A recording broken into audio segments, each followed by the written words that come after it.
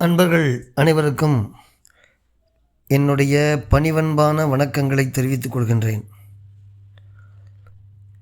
ராமலிங்க பெருமான் இயற்றிய திருமுறையான திருவருட்பாவிலிருந்து விண்ணப்ப கலிவன்பா என்ற பகுதியில் ராமலிங்க பெருமான் நிறைய விஷயங்களை சொல்கிறார். போன காணொளியில் கடந்த காணொளியெல்லாம் நிறைய சொல்லியிருக்கேன் புராணங்கள். அதை தொடர்ந்து இன்னொன்று சொல்கிறார். என்ன சொல்கிறாருன்னு பார்ப்போமா? வில் அடிக்கு நெஞ்சம் விரும்பியது அல்லால் எரிந்த கல்லடிக்கும் உள்ளம் கழித்தனையேங்கிறார். என்ன சொல்கிறாரு? வில்லடிக்கு நெஞ்சம் விரும்பியது அல்லால் எரிந்த கல்லடிக்கும் உள்ளம் கழித்தனையே. ஏன்னா இந்த மாதிரி விண்ணப்ப களிமானில் வர்ற அர்த்தங்கள்லாம் நிறைய பேருக்கு தெரியாதுங்கிறதுனால தான் இதை அப்படியே எடுத்துக்கிட்டு நாங்கள் சொல்கிறேன், தவிர வேறு எதுவும் கிடையாது.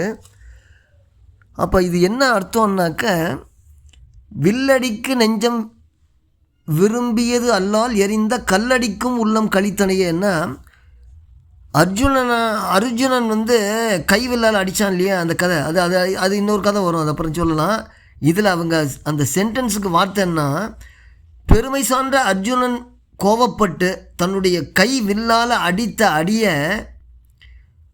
உன்னுடைய மனம் விரும்பியது உண்டே. அது இல்லாமல் சாக்கிய நாயனான்னு இப்போ சொல்ல போகிறேன்னு, அவர் என்ன இருந்தார், விட்டறிந்த கல்லை பூவாக நினச்சிக்கிட்டு மனம் களிப்புற்றாயே அப்படிங்கிறாரு. அவன் கைவில்லால் அடித்தான், கோபப்பட்டு கைவில்லால் அடித்தான். யார்? அர்ஜுனன். அதை விரும்புகிற அது விரும்பியது உண்டே அன்றி சாக்கிய நாயனார்னு இப்போ நான் சொல்ல போகிற கதை சாக்கிய நாயனார். அவர் விட்டறிந்த கல்லையும் பூவாக கொண்டு மனம் களிப்புற்றாயே அப்படின்னு சொல்கிறார்.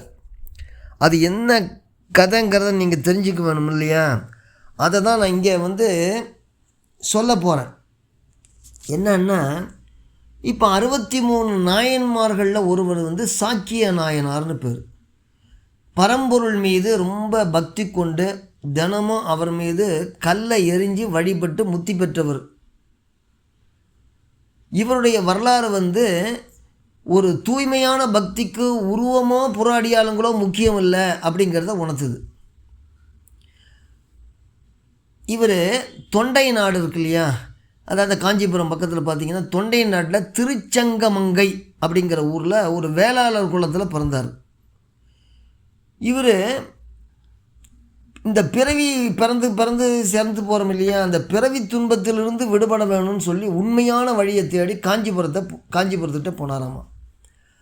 அப்போல்லாம் அந்த காஞ்சிபுரத்தில் பௌத்த மத கொள்கைகள் ரொம்ப பயங்கரமாக இருந்த காலம். அங்கு பௌத்த மத கொள்கைகளால் ஈர்க்கப்பட்டு அந்த மதத்தை தழுவி சாக்கிய துறவியே ஆயிட்டார். இதனால் அவர் சாக்கியர் அப்படின்னு அழைக்கப்பட்டார். இந்த சிவநெறியே மெய்நெறி என உணர்தல்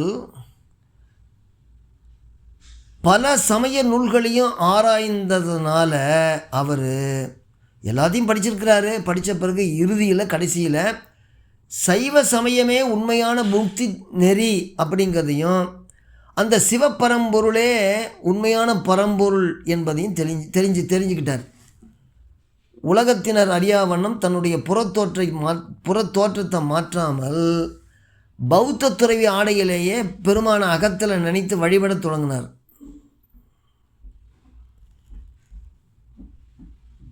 ஒரு நாள் காஞ்சிபுரத்தில் வெட்ட வெளியில் இருந்த ஒரு சிவலிங்கத்தை கண்டார்.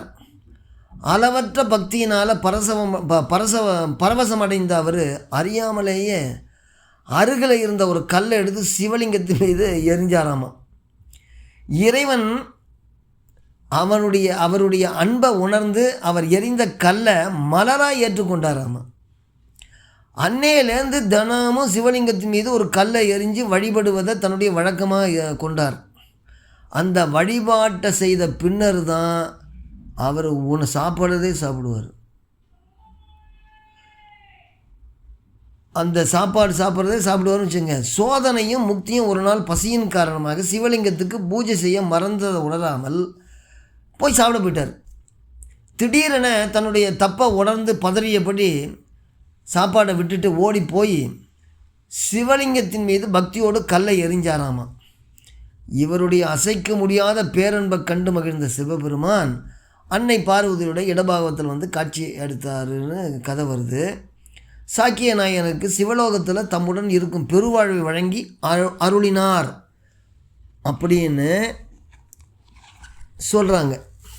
அப்போ இதை தான் ராமலிங்க பெருமான் என்ன சொல்கிறாரு, வில்லடிக்கு நெஞ்சம் விரும்பியது அல்லால் எரிந்த கல்லடிக்கும் உள்ளம் கழித்தனையே அப்படின்னு சொல்கிறார். இந்த கதையெல்லாம் எப்படி ராமலிங்க பெருமானுக்கு தெரியுன்னு தெரியலை.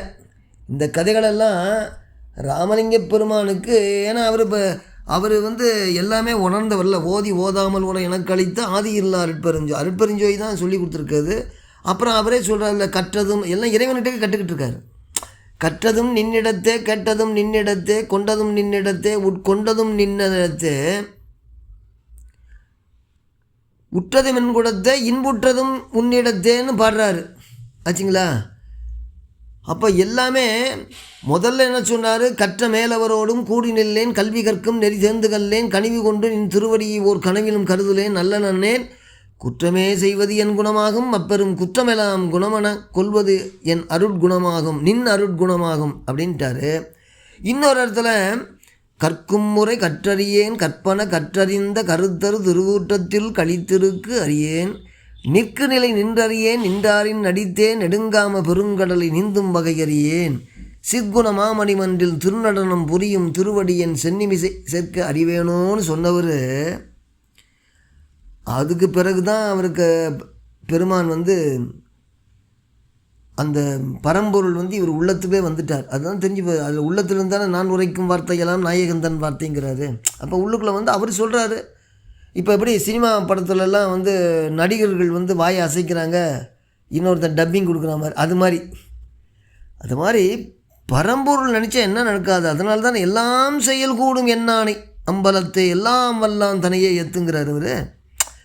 எது வேணால் நடக்கும், ஏன் ஆணைன்ட்டு ஆர்டர்ன்ட்டார், ரிக்வஸ்ட் கிடையாது, ஆர்டர். எல்லாம் செயல் கூடும், என்ன செயல் கூடும், எல்லாம் செயல் கூடும் என்னானை. என்ன பண்ணணும், அம்பலத்தை ஏற்று, எல்லாம் செயல் கூடும் என்னானை எல்லாம் வல்லான் தனையே ஏற்று. எல்லாம் வல்லான்னா படைத்தல், காத்தல், அடித்தல், அருளல், மறைத்தல், இந்த மாதிரி பஞ்ச கிருத்தியங்கள் பண்ணுறவன் தான் எல்லாம் வல்லான்னு பேர். அவன் எவன் பண்ணுறானோ அவன் தான் இறைவன். அப்போ அதே மாதிரி தான் அப்பர் பெருமான் வந்து இவரை பற்றி சொல்கிறாரு. கல்லினால் எரிந்து கஞ்சிதாம் உணும் சக்கியனார், நெல்லினால் சோறு உணாம நீல் விசும்பு ஆள வைத்தார் அப்படிங்கிறார். சிவலிங்க திருமேன் மீது நாள்தோறும் கல் எறிந்த பிறகு உணவு உட்கொள்ளும் வழக்கம் உடைய சாக்கிய நாயனார் ஒரு நாளைக்கு சாப்பிடாம அவர் என்ன பண்ணுறாரு, அதை என்ன பண்ணுறாரு, அப்படியே விட்டுட்டு போய் கல்லால் அடிச்சுட்டு அப்புறம் திருப்பி வந்து சாப்பிட்டாராமா. அதை சொல்கிறாரு இங்கே. கல்லினால் எரிந்து கஞ்சிதாம் உணும் சாக்கியனார், நெல்லினார் சோறு உணாமே நீல் விசும்பு ஆள வைத்தார் அப்படின்னு குறுக்கை அதில் அந்த பாட்டில் பாடுறாரு. இந்த மாதிரி பல மகான்கள் இதெல்லாம் குறிப்பிடுறாங்க. அதை தான் நான் வந்து, ஏன்னா உங்களுக்கு அகச்சான்றுகள் வேணுங்கிறதுக்காக தான் இவர் சொன்னது அவர் சொன்னது இப்படிலாம் சொல்கிறேனே தவிர மற்ற எதுவும் அல்ல. அதனால் இதெல்லாம் தெரிஞ்சுக்கங்க.